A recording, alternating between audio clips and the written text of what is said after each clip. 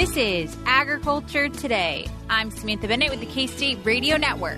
Ahead of us on this Monday's programming, we start with Oklahoma State University livestock economist Derrell Peel. He provides this week's cattle market update where he shares that despite concern over consumer demand, data is showing that consumer purchase habits are remaining strong.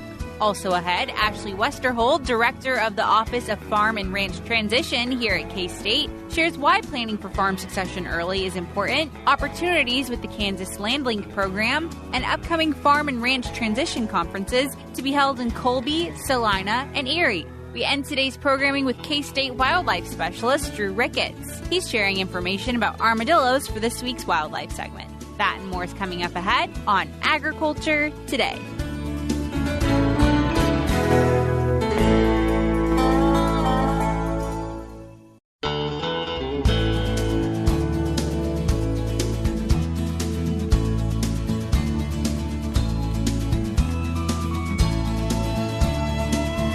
This is Agriculture Today. We are back now with Derrell Peel. He is our livestock economist from Oklahoma State University that joins us about once a month to cover our cattle market update for the week. So, Derrell, thanks for joining us. You bet. Happy to be here. Absolutely. So let's go ahead and start with our typical markets. We talk about fed cattle, feeder cattle. What are they looking like? You know, feeder cattle markets are showing a little bit of softness in the last week or so, at least in Oklahoma. But, you know, calves are off a little bit, you know, the lightweight feeder cattle. But it's the time of year, right? We would seasonally expect these prices to be softening. And, in fact, going into September, calf prices have been unseasonably strong. In early September, calf prices were equal to what they were at the normal seasonal peak back at the end of March or 1st of April. So, yeah, we're coming down a little bit off of that, but we're still at a very, very good level. And I don't think we're going to see a lot of weakness here. Again, there may be a week or two here. We expect that the fall run of calves is going to be lighter than usual.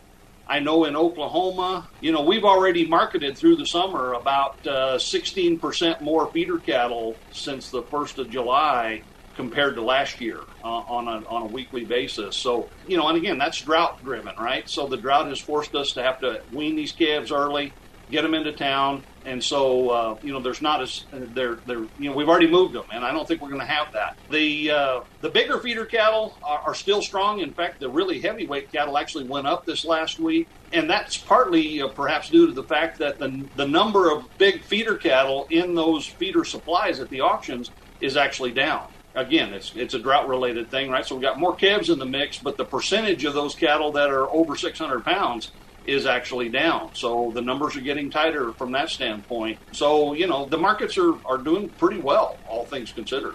Absolutely, yeah. Those that are able to get some extra weight on those calves, definitely optimistic with those markets for sure, like you mentioned. And then in terms of the box beef market, has there really been any movement there? You know, box beef has also weakened a little bit. You know, in the fed cattle market, I didn't mention that earlier, has been, you know, pretty steady, basically. Again, we didn't really see a seasonal low, which normally happens around Labor Day for fed cattle. We didn't see that. The fed cattle market's been trading mostly sideways most of the summer. It's probably actually going to start here in the fourth quarter and move up a little bit. Box beef has also traded mostly sideways much of the year. I've never seen box beef trade so many weeks in a narrow range. Now, it has weakened just a little bit in the last few days. I think that's probably a post-summer grilling season kind of a thing. A little bit of seasonal pressure, but again, I'm not really looking for a lot of weakness in that market either.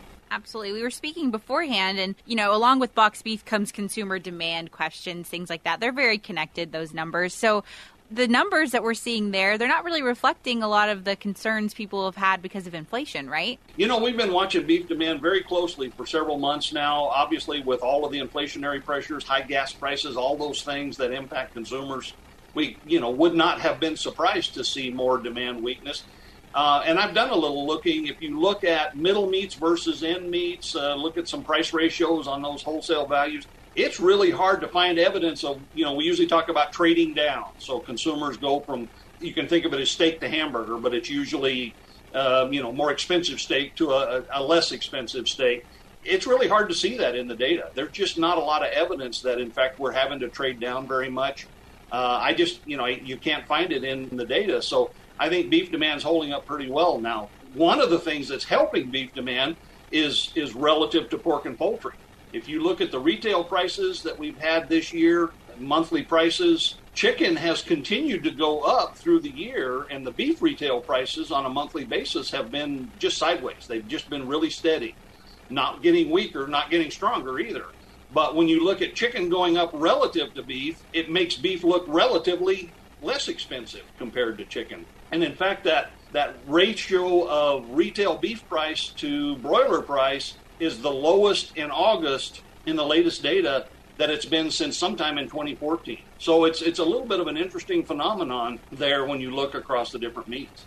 Absolutely. Yeah, when you think about the market as a competitive market between our different meat choices that we have, it makes sense that if that ratio, like you said, is as close as it's been in years at this point, why would you choose a chicken breast over, say, a nice juicy steak? I don't know. Maybe that's my bias speaking. It's probably mine too, but, it really is making beef look, like I said, relatively better. Now, of course, beef's more expensive, but it always is. And Right. It doesn't have to compete on a dollar-for-dollar basis, but it does have to provide value in a relative sense. And so we watch that price ratio. Honestly, anecdotally, what I hear from both consumers and like food service people, I've heard more grumbling, I guess, about chicken prices this year than I have about beef prices. And I think that's why those chicken prices have continued to go up, whereas beef has held steady. Absolutely, yeah. When you think of chicken as one of those coined affordable options most of the time, and prices, like you said, have skyrocketed over the past year, it does make that a bit frustrating as, a consumer myself in the grocery store. I can echo that as well, so. Yeah, absolutely. So in terms of where you see future-wise, where you think the market's going, what can we expect in short term, even in the next several weeks, but even beyond that as well, Derrell? Well, in terms of feeder cattle markets, obviously, again, it's the time of year when we expect that bigger calf run, and we talked about the fact that the fall run will probably be a little bit smaller. And, of course, we've got an underlying kind of uptrend in market. We know cattle numbers are getting tighter, and I think we're going to see that expressed in general as we go forward a bit more. But for the fall specifically, again, we may see a little bit of seasonal pressure. I think there's less of a fall run, so there's less supply pressure. On the other hand, this is the time of year in the central and southern plains, especially the southern plains, when we're thinking about, planting winter wheat or other cool season annuals for winter grazing. And, with the drought conditions that we have, there's just almost no prospects for that at this point in time.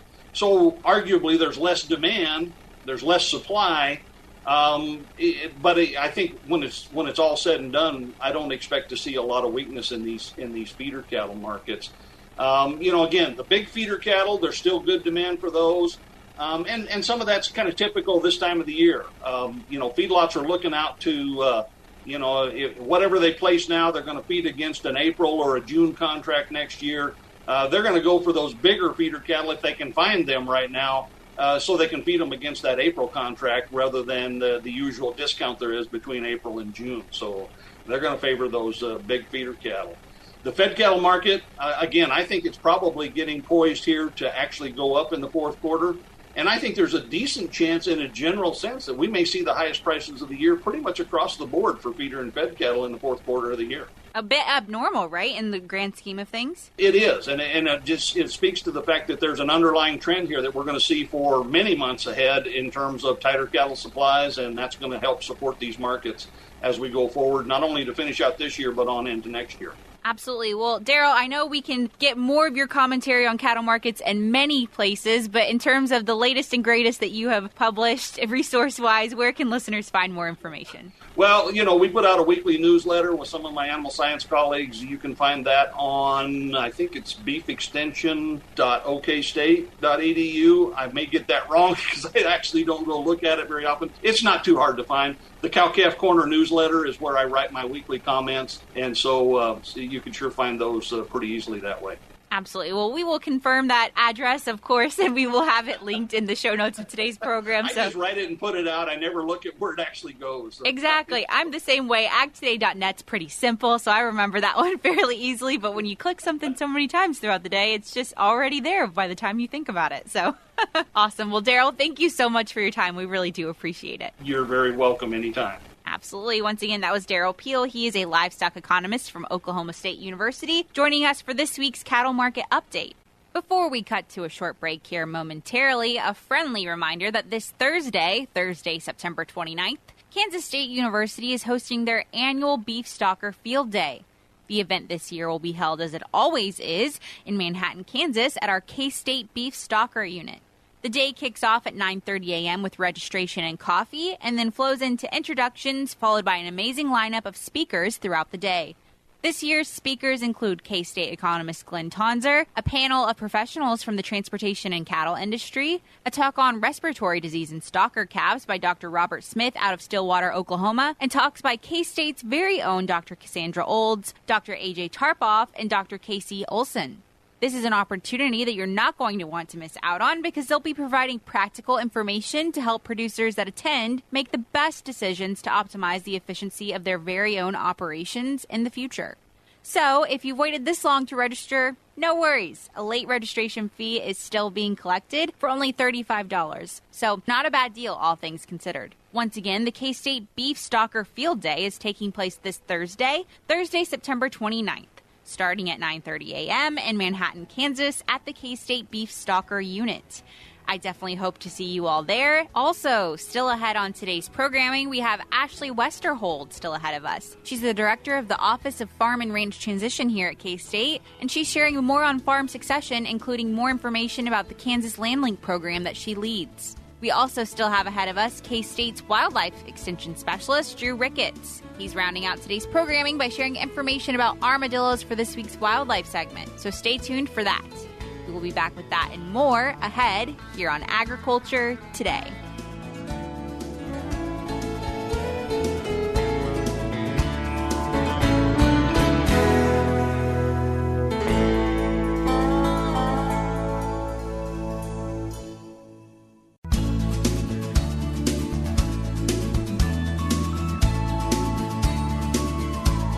This is Agriculture Today. We are back now with Ashlee Westerhold. She's the director of the Office of Farm and Ranch Transition here at K-State. And today we're going to be talking about exactly that, farm succession, and some of the upcoming programming you have going on. So Ashlee, thanks for joining us. Thank you for having me. Absolutely. So like I said, our big topic of discussion today is farm succession. And first and foremost, why is this such an important topic in our state, Kansas specifically? Yeah, so if you think about Kansas and you think about all those census numbers that come out every 5 years, you might be saying, oh, wow, the average age of a farmer in Kansas is 58.1 years. And, of course, those are statistic numbers, so they have a 0.1 in there. But if you think about it, we look at those numbers a little deeper, and 66% of the primary operators in Kansas, primary agricultural operators, 66% are over the age of 55.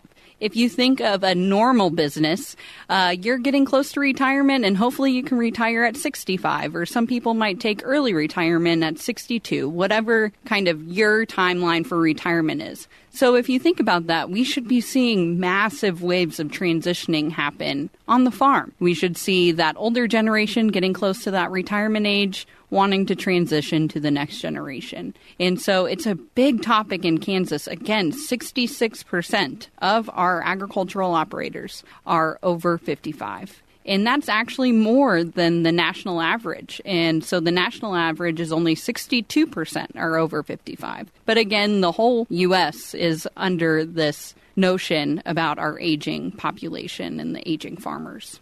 Absolutely, yeah. And with that, there's obviously different family dynamics that go on at play. There's people that don't have children to pass it down to, or those that have those children that maybe just aren't interested. And with that, there's some options from what I understand.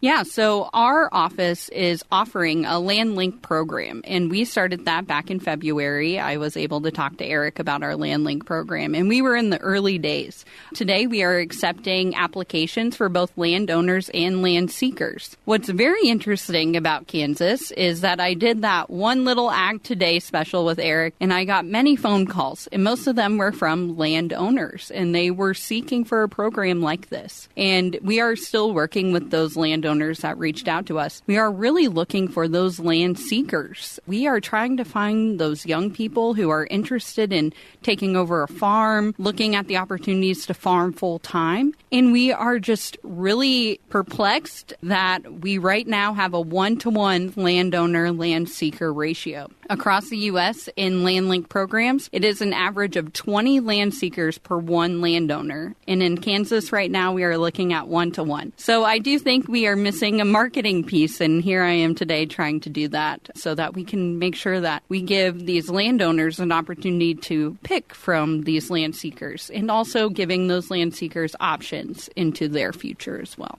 Absolutely. Yeah. The key part of why you're here today is to obviously talk about this program, talk about some of the process, what it really looks like. Yeah, so our office provides what we like to call technical assistance. And so I go in, I work with farm families if you have a successor, if you do not have a successor. And we looked at what are our goals? What is our timeline? Do I want to retire? Will I work up to the day that I pass away out in the field with my cows? I talk to families about their options. How should we maybe send up an entity structure to allow transition to happen to that successor? How should we approach maybe a neighbor kid who has always seemed to be interested in farming and has worked with me, but we've never set up a formal agreement? What will it look like to have a lease agreement with someone? How much money do I need in retirement? Some of these questions I pose, and I try to come up with some options for these farm families. And I think that is a huge part of what I do. And so working with these families, understanding the family dynamics, understanding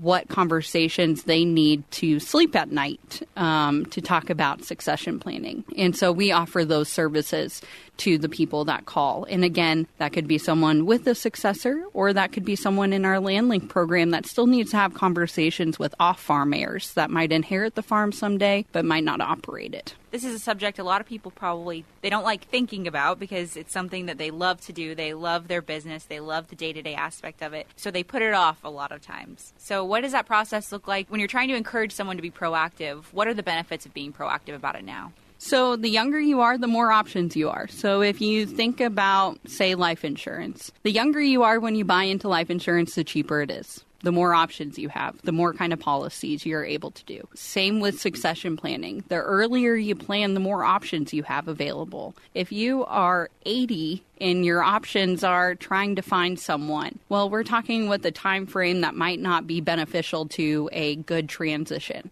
We have to build trust with that next generation. We have to make sure that they are prepared to take over the operation. And starting that at 80 versus 55 would look a lot different. And so you're not giving up your livelihood, but you are letting that next generation take over a similar life and similar values that you want to have in that next generation. Absolutely, yeah, because it's not only a transition for the person who's handing over the farm that they've worked on for maybe decades at this point. It's also a transition for the person taking over, right? Yeah, so that next generation needs to know if they can, one, do it, if it is something that works for their family. So if you think about a farmer wanting to come back and they just got married, would that spouse be comfortable living in a rural area, trying to find a job in a location? What would that look like for them? Would it work for your family?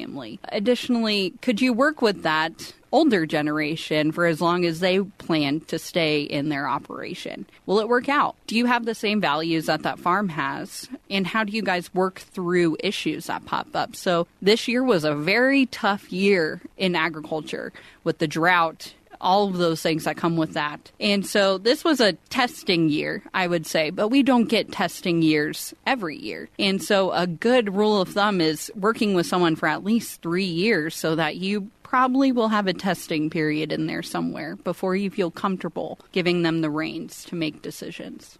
Absolutely a testament to even more so why it's important to start as early as possible. But going back to the LandLink program, you're searching for people that are looking for land. So if those that are interested, they're tuning in right now and they're like, oh, that's me. Like, I'm interested in trying to find land that I could potentially work and farm. Where can they find more information about the program and learn more? Yeah, so our website is up and running. It is www.agcansitions, AGKANSITIONS.org. And so all of the LandLink information is on there. They can actually fill out the application online, and then they schedule a phone call with me after they fill out their application. And that allows me to understand kind of the answers they give in those LandLink questionnaires, applications, so that we can understand really what are they searching for. Would they like a mentorship program? Are they just searching for a rental, cash rent type of situation?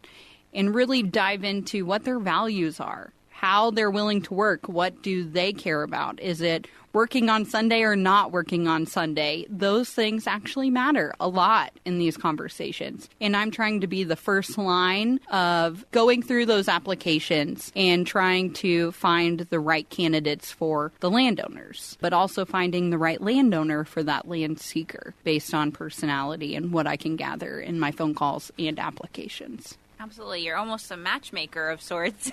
Yeah, so I have said I am millionaire matchmaker, and a lot of other LandLink programs are more like Tinder.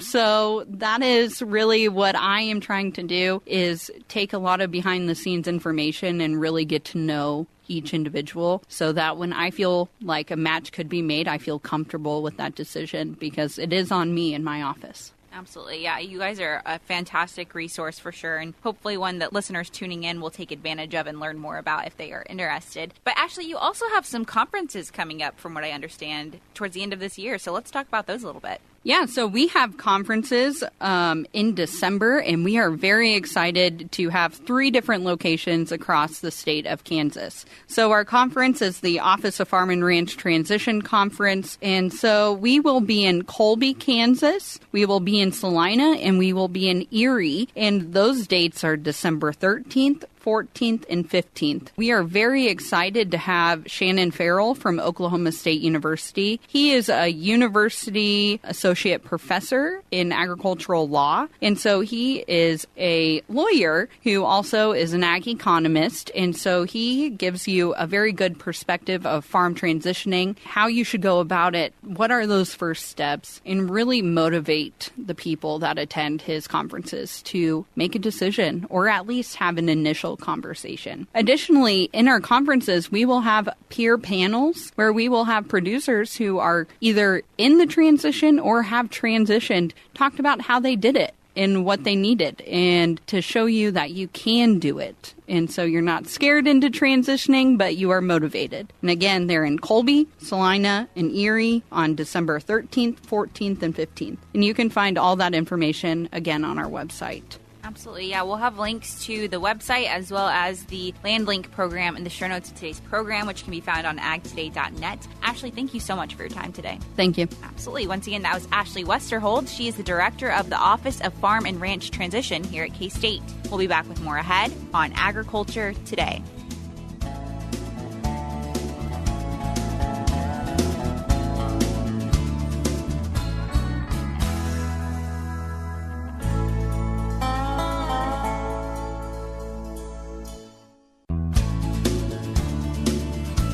This is Agriculture Today. We are back now with Drew Ricketts. He is our Wildlife Extension Specialist for our weekly wildlife segment. So, Drew, thanks for joining us. Yeah, thanks for having me, Samantha. Absolutely. So today I understand you want to talk about armadillos. Yeah, I thought we'd talk about armadillos. I've had several armadillo calls recently. You know, typically these calls revolve around damage that armadillos are doing to a lawn or a landscaping situation through their rooting activity. But I kind of wanted to talk a little bit about armadillos in Kansas, where they came from and all that sort of thing. So I grew up in southeast Kansas in Lebec County, about 18 miles from Oklahoma. And during my lifetime, I saw armadillos go from just having a few reports here and there to becoming relatively abundant. When I was in junior high and even probably before junior high, in the 90s, I remember going to Oklahoma to do our back-to-school shopping. It was always a treat at that time to see dead armadillos on the side of the road because I was interested in wildlife, and that's really the only time I saw them.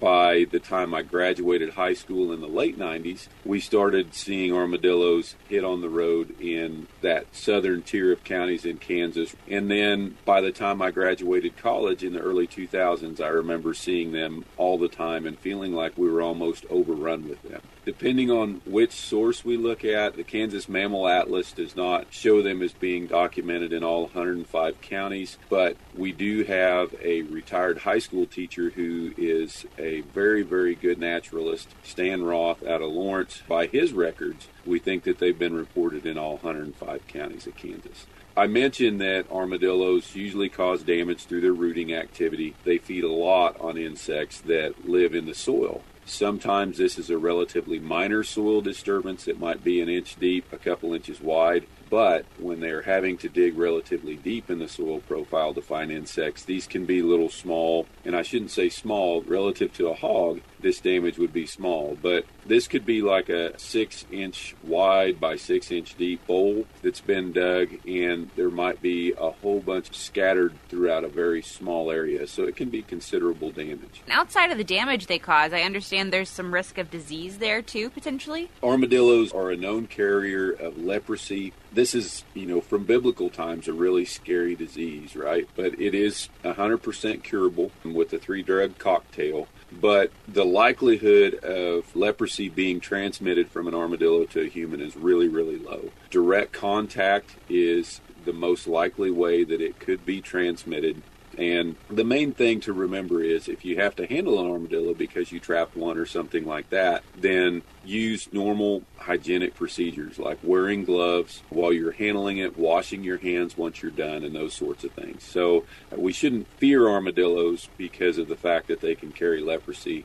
So if we do need to trap an armadillo, if there are a couple of different options, if we're in a rural setting and discharge of firearms is something that's legal and safe, then oftentimes shooting armadillos is the easiest and most humane way to control them. Gunshot to the head is a AVMA recommended method of euthanasia. If we're in a town, however, that's usually not legal and it may not be safe. And so then we resort to trapping. The challenge with this is that armadillos don't respond very well to the lures and baits that we can put out. So trapping with regular cage traps needs to be assisted by what we would call drift fence. Drift fence is going to be basically a funnel so that an armadillo hits that fence, funnels into the trap, and then they're going to be caught. The other method of trapping is to use what we call a scented armadillo trap. And this is a wooden box trap that was developed by some researchers in the southeastern United States. The folks that sell these build the traps, catch an armadillo, they keep them in the trap for a day or two with food and water, allow them to get the wood in that trap to smell like an armadillo, and this is shown to be 8 times more effective than trapping with any kind of lure and bait that we can put in those traps. Interesting, but I understand those can be rather expensive in some cases as well. By the time we get shipping and everything included, it's going to be well over $200, so about twice what a normal box trap would be. But if someone lives in an area where they have lots of armadillo problems in a yard, it definitely could be a worthwhile investment. Well, Drew, as always, we thank you so much for your time and for your insight. Yep, thanks for having me, Samantha. I enjoyed it. Absolutely. Once again, that was Drew Ricketts. He is our wildlife extension specialist covering armadillos for this week's wildlife segment. We'll be back with more tomorrow on Agriculture Today.